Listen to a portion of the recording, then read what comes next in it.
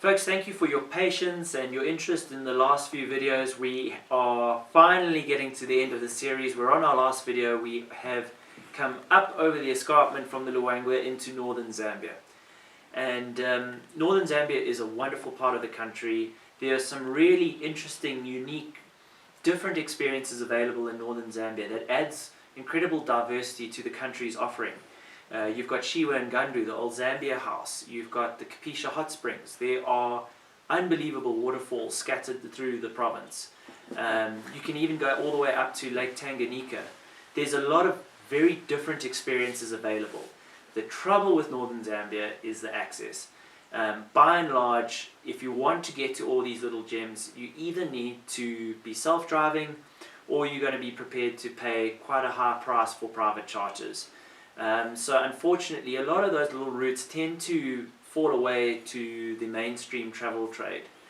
There are two exceptions, and they are still unique and typically Northern Zambia, but they are a bit more accessible to the mainstream travel trade, and that is the Bangweulu Wetlands and Kasanka National Park. And we're going to spend a few minutes looking at where and when you want to use these two little gems, because they can bring incredible richness to a Zambian trip.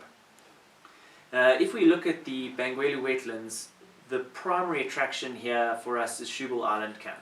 And obviously Shubal Island Camp named after that iconic bird, the Shubal. And this is probably the most consistent and most guaranteed place in Zambia where you can find Shubals. It's always an adventure trying to get a hold of a wild Shubal up there. Sometimes they're right in front of camp. Other times it involves a 6-hour trek through waist deep in the mud, but it's always an adventure, and for your dedicated birders, they're really going to appreciate that experience. The Bangweulu Wetlands, however, there's a lot more to it than just the Shubal. It is probably one of the most stunning locations you can experience, especially in the months of May, June, July, and August. At that time, when the water levels are quite high, you've got tens of thousands of black lechwe moving through that water. It sounds like a waterfall going through at night. The sunrises and sunsets in that early morning mist with the lechwe moving through it, it's incredibly beautiful, and I would really recommend a 2-night stay in the Bangweulu Wetlands for someone who's got an interest in visiting special places that are slightly off the beaten track. The challenge that you're going to have with the Bangweulu Wetlands, like with most places in Northern Zambia, is your access. From a fly-in point of view, I think there's probably two ways to look at it. The first is to fly in with private charter by Lusaka, but then you're really going to want to limit your stay to about 2 nights and work on trying to have your pilot and your plane stay with you for those 2 nights. It opens up the opportunity for some beautiful low-level flights. The other way of doing it is to combine that with the Luangwa, and here it's very worthwhile to keep in mind the Remote Africa Safaris options in terms of their planes and camps. If you combine their camps in the Luangwa with the Shubal Island camp experience, you're going to be able to access those two different areas by plane. So that's a worthwhile thing to keep in mind.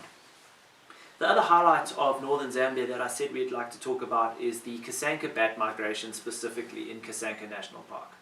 This is the largest mammal migration in the world. It is absolutely mind-blowing to see 10 million straw-coloured fruit bats taking off at sunrise, taking off at sunset, just filling up the sky and then being preyed upon by these large birds of prey, taking the bats on the wing through the forest. It's an incredible natural history encounter. It's something that anyone who loves the natural world is going to absolutely be blown away by. Again, as with Northern Zambia, access is always a bit of a challenge. Every year, Kasanka National Park puts on set date departures out of Lusaka where the cost of private charter can be split. And there also are options to take those private charter planes and fly down into the Luangwa. You've got to keep in mind that that bat migration really comes to its absolute peak during the month of November. You're looking at 20th of October to about the 15th of December as your prime time, with November being probably the optimum month.